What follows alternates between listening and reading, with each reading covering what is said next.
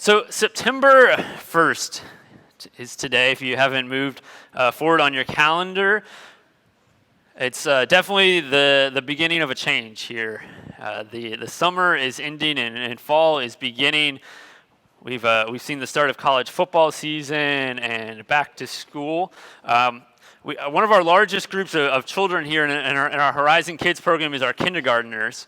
And so a couple weeks ago, our children's director was sharing with me this story, and I think it was just an awesome story of how confident and loved our kindergartners are. So those that were going from pre-K to kindergarten in our Horizon Kids program, if you've ever gone in and into our cafeteria or into the cafeteria here where our Horizon Kids meet, there's just like some little play panel walls separating the classrooms where we split them out in different ages, and there's signs on the different walls of where the classes meet. And so 2 weeks ago when we had our like move up Sunday where folks went to the next grade level, our kindergartners went straight into the next room.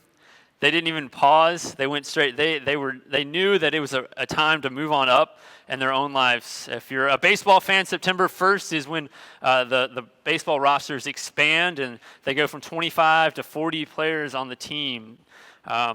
It's a time where those guys that are down in the minor leagues get to come up and shine just even for a month to show what they can do. One of the most famous guys that got to do this opportunity about 10 years ago for the Rays was a guy named David Price. He came up, yes, he's a Vanderbilt grad as well, just like Erica. And he came up in that season in 2008. It was the year that the Rays made the playoffs. He pitched out of the bullpen that year. He had 2 saves in just that short amount of time, and it helped launch his career to the next season. Eventually, he became a Cy Young winner and probably one of the best players to have played for the Rays. It's a time for new starts, for promotions, for moving ahead. And so, if you haven't ever noticed, just looking around you, this room is full of people that are movers and shakers, natural leaders, people of influence, people that their friends look to and follow. For some of you, you're industrious. You're starting new businesses. For some of you, this might be relationships. You're thinking about a proposal. You're thinking about marriage. You're thinking about having kids. For some of you, it's even maybe your job might take you away from Tampa. For a church that is almost a year old, this has probably been one of the hardest things for Eric and I when we've had so many people that are influencers, leaders that are successful in life. We've already probably lost like 4 or 5 families, not because we've made them mad or because they didn't like what was going on, but because literally their job, their next step in their life has taken them away from here. The people around you are leaders. And many of us, we want to increase in terms of our influence, in terms of our success, and in terms of our income even. And I think God gives us ambition as a gift. It's absolutely a gift that God can use. What I'm not saying today is that our success in life equals our faithfulness, or our faithfulness equals our success in life. For some people, those two things go absolutely together, but that is not what I'm saying today at all. When we say that someone is successful, we often say, what do we say? We're meaning that they're financially doing well, aren't we? When we say someone's successful, it means they have material things so often. And that's absolutely a trap of the enemy. When our ROI is about the bottom line, about money, about material things, we have fallen into a trap, an absolute trap in our lives. But I want to offer today that we need to lead a life of significance. And when we lead a life of significance, it's about finding purpose. When we lead a life of significance, it's about finding meaning. When we lead a life of significance, it's about doing something that actually matters in the world. And that's when we find genuine importance in our own lives. And so Today, we're going to read through a story in the Gospel of Matthew. If you brought your Bibles with you, go ahead and take it out. It'll be in Matthew chapter 20. If you use the Bible app, or you can go to the Horizon Tampa Bay, horizontampabay.com/today. You can find our online bulletin and follow along there as well. So Matthew chapter 20, verse 20 here. Then the mother of Zebedee's son came to Jesus along with her sons. Bowing before him, she asked a favor of him. "What do you want?" he asked. She responded, "Say that these two sons of mine will sit, one on your right hand and one on your left hand in your kingdom." Jesus replied, "You don't know what you are asking." So I can only imagine the backstory to this scene. There had to be a lot of conversations at home between the sons of Zebedee. These are two disciples. These are James and John. And James and John, I can only imagine, went home over and over again and told their mother how great they were and how much Jesus loved them and cared about them and how many awesome things they were doing for Jesus. And so two things had to happen. They had to either, I think, ask their mother, "Hey, Mom, can you go tell Jesus that we're his best disciples?" Or their mother got tired of hearing the same thing every day, and she's like the original helicopter mom here. She must have been from like South Galilee.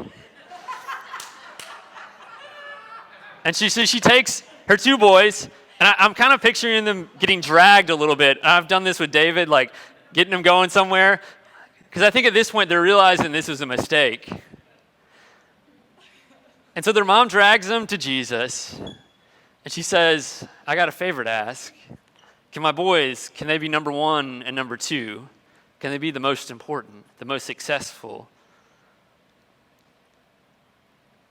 And if Erica was Jesus in this moment, it would have sounded something like this. "Y'all don't even know what y'all are asking for."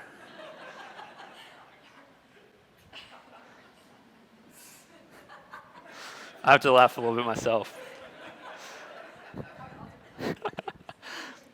Y'all don't even know what you're asking for. See, they've been following Jesus around, and they think they have it figured out, what it means to be a disciple. And so often in our own lives, when we get the promotion, we move up to the next grade, we get the new job, and we're hired, we automatically think that we then have the skills, that we're actually ready to do what that person thought we were ready to do. Back before we even moved to Tampa to start Horizon, we began to dream about what this church would look like. And we went to church planning boot camp for a week. And by the end of it, I wish I could tell you we were experts on how to start a church. There were some definitely good ideas that we left with. But one of probably the worst ideas that we left with was this was our prototype logo that Erica had drawn of how we were going to be Ignite Church. And I think she mentioned this last week because she definitely likes to burn things down and get things moving. And so we could have been celebrating the first year of Ignite Church. So this is the kind of stuff that we were not ready for. We were not ready for graphic design and naming. So thank you, God, that we are not Ignite Church today. Just because someone thought we completed boot camp, we knew everything to do. The other thing that we learned at boot camp is there are 3 great times to start a new church. The first of the year, around Easter, or at back to school time. So we went with the back to school time option because that seemed most logical. And what you don't understand, or what you probably understand more than us, but which we didn't understand, I was from Florida, I was from Tampa, but we'd been living in Nashville. We hadn't quite yet experienced what hurricane season is like. And so the height of hurricane season, the date that is most statistically probable for a hurricane is like September 12th. So we launched last year, September 16th.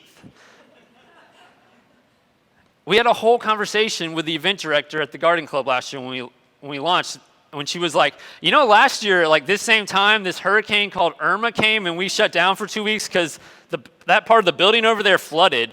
Do you know that? And we're like, oh, yeah, okay. There are a lot of the things that we don't know. So if we want to have our head in the clouds and feet on the ground, the first thing is we've got to stay humble. We've got to stay humble. There are so many things in our lives that we just don't simply know. Even if someone says that we now know them because we have a diploma hanging on our wall, we still might not know them. I coach high school football, and we had a rough game this week, and I coached the offensive line, and the offensive line did not play well at all. And our head coach, after the game, he's a young guy, and this was his first season being the head coach. And he's sitting on a bench, and he calls me over, and he goes, have a seat, sit a while. And I'm going to just get it right here. Like, my players were terrible. Like, he's just going to ream me out right now. And the first thing he says to me after I sit down was, what did I do wrong? And I'm about to start speaking, and he's like, no, what did I do wrong? And be honest. And I was just blown away that this young coach, yes, the score might have told him he did a few things wrong, but he was willing to be humble in that moment.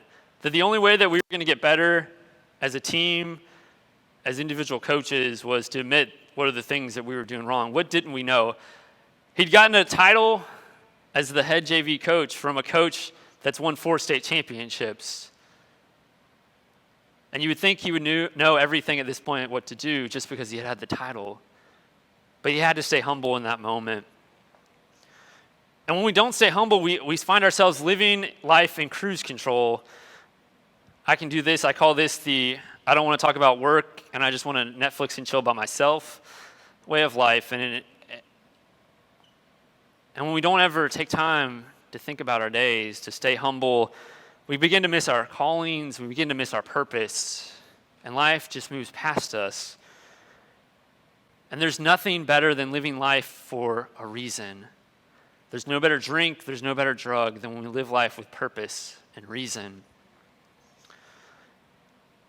And so when we continue on in this story,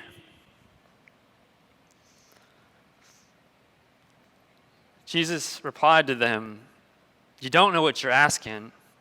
Can you drink from the cup that I'm about to drink from? He's asking them, I'm going to suffer. Are you willing to suffer with me? And they say, it almost sounds like with a lot of confidence. I don't think they know what he's really asking. We can, Jesus, we can. And he said to them, you will drink from my cup, because 11 of the 12 disciples did die as martyrs. They did suffer with Jesus. But he says to sit at my right or left hand isn't mine to give. It belongs to those whom my Father prepared it. In life, there are a lot of things that we get to decide for ourselves. Where we're going to go to lunch today, what we're going to have for lunch. Are we going to go to the beach or the pool to celebrate Labor Day? Are we going to have a hamburger or a hot dog? But there are a lot of things in life that we simply have no control over how we answer. Some things are God's to answer. Who's saved and who's not. Who's going to heaven and who's in hell. Popeyes or Chick-fil-A. There are a lot of these questions that we can lose a lot of sleep over that we simply don't know the answer to. We just don't know. And they're like, Jesus, who's going to sit on the right and the left? And they want an answer.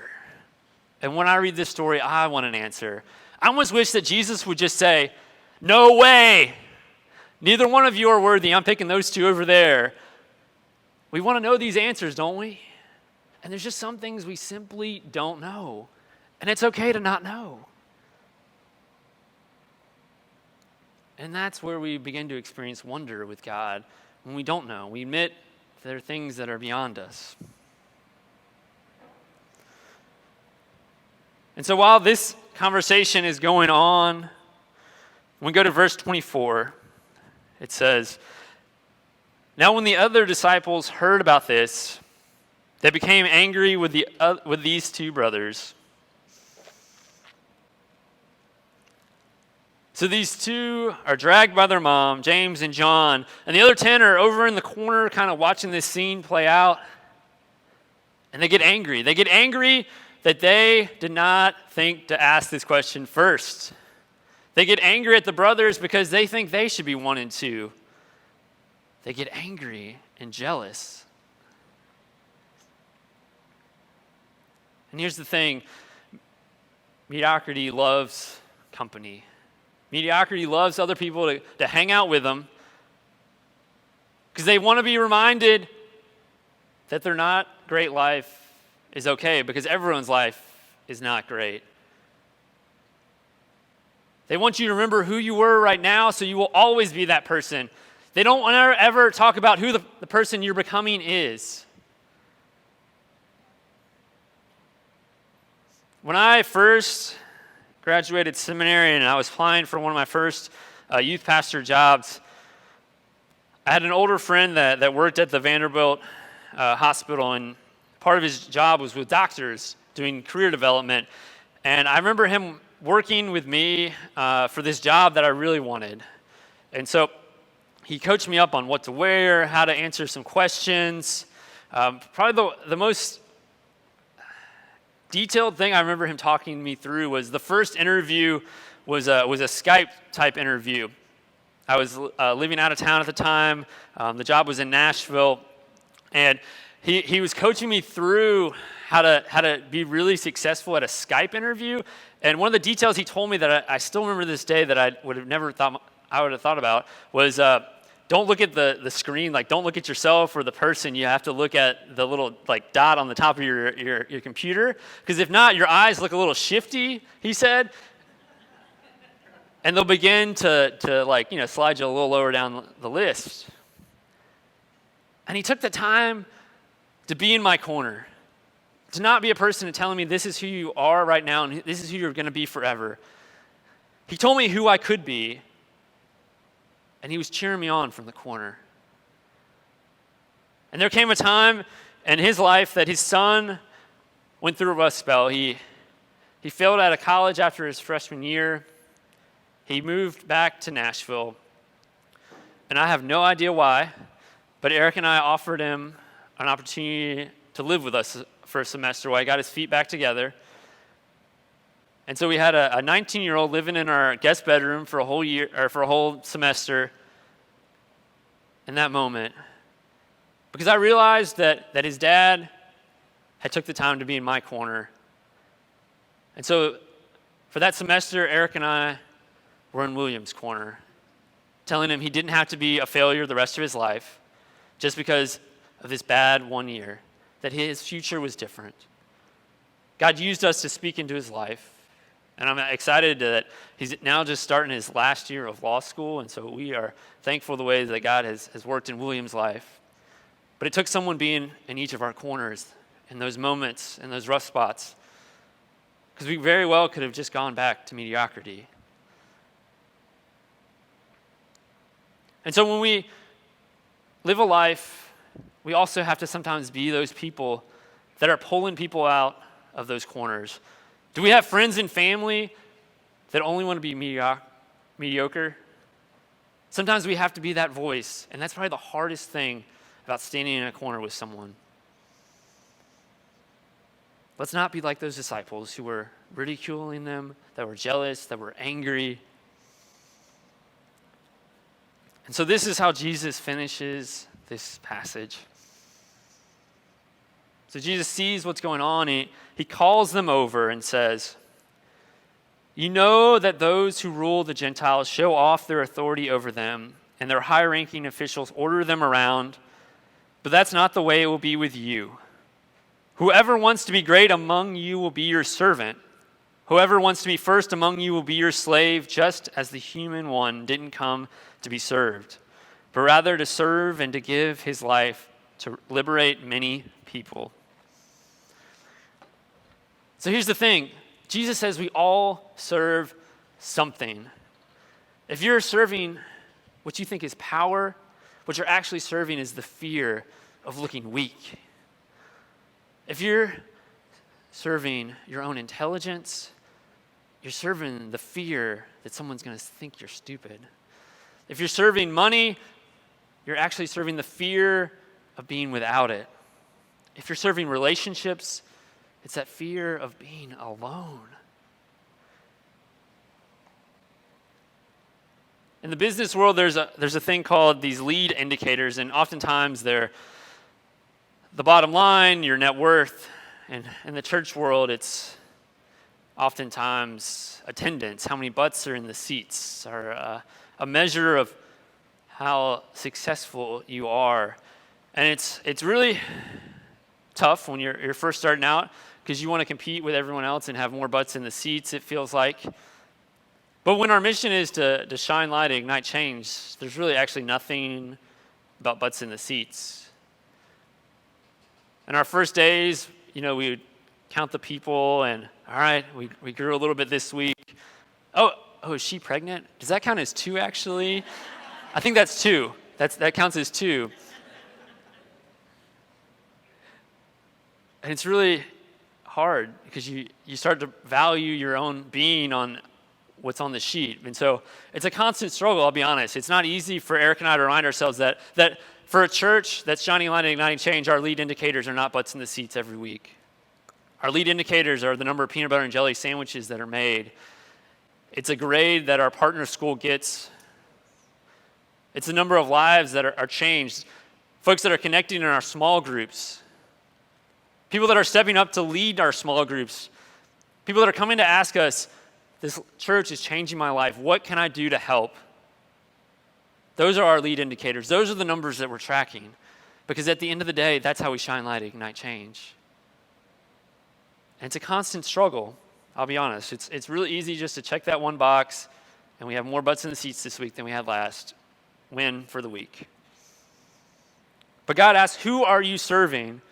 What are your lead indicators in life?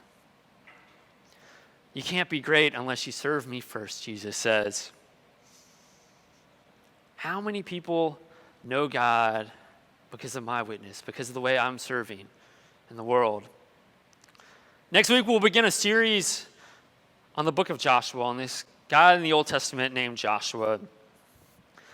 And Joshua is the leader that immediately follows Moses. And so in the book of Deuteronomy, Moses has been leading the people for 40 years. He led them out of slavery in Egypt, and he gets them to the edge of the river to go into the promised land. And Moses climbs up on a mountain, and he looks over, and he sees the promised land. And God says to him, this is what I've been leading you for. This is what I've been leading you to. And Moses never actually makes it over the river to the promised land. He dies a short time after seeing this promised land. But this is what the scriptures say about Joshua and Moses. Joshua was filled with wisdom because Moses had placed his hands on him. Moses was in Joshua's corner. So the Israelites listened to Joshua, and they did exactly what the Lord commanded Moses. No prophet like Moses has yet emerged in Israel. Moses knew the Lord face to face. Moses climbs up and sees over, but yet now it's Joshua's turn to lead. Success will end. Success will end. Money will end. But our significance will live on. Moses' significance in Joshua's life lives on. We must chase after significance and not success. And here's the thing about significance. We may never experience the full impact of our significance. That's what happened for Moses.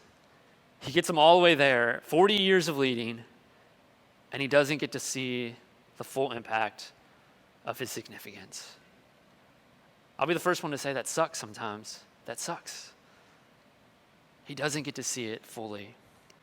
But here's the thing. What Moses did get to experience was he knew God face to face because he valued significance over success.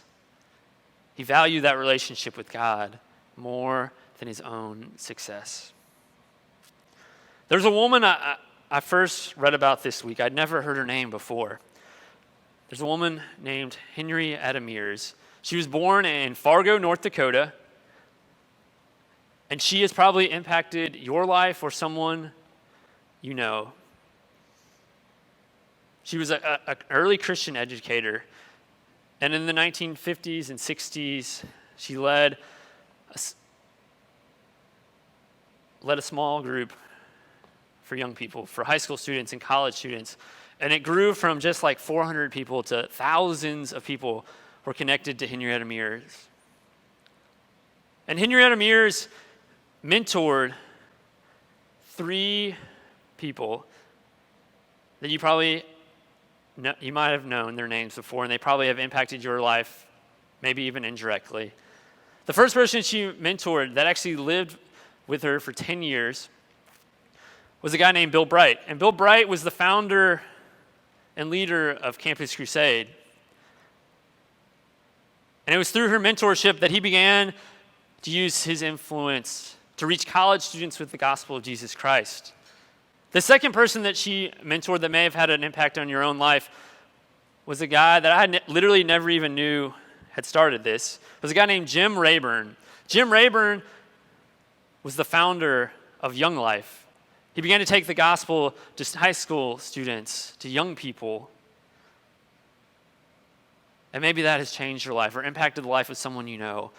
And it's because of Jim Rayburn and his connection to Henrietta Mears that she influenced millions of people. And the third person that she mentored, that she actually helped shape his call and his own questioning of the Bible and Scripture, was a guy named Billy Graham. He was a part of that young group when he had just finished college. And Henrietta Mears mentored these 3 men, probably the 3 biggest names of the 20th century Christianity. And it was because of the work of Henrietta Mears. I think she died in, 1964.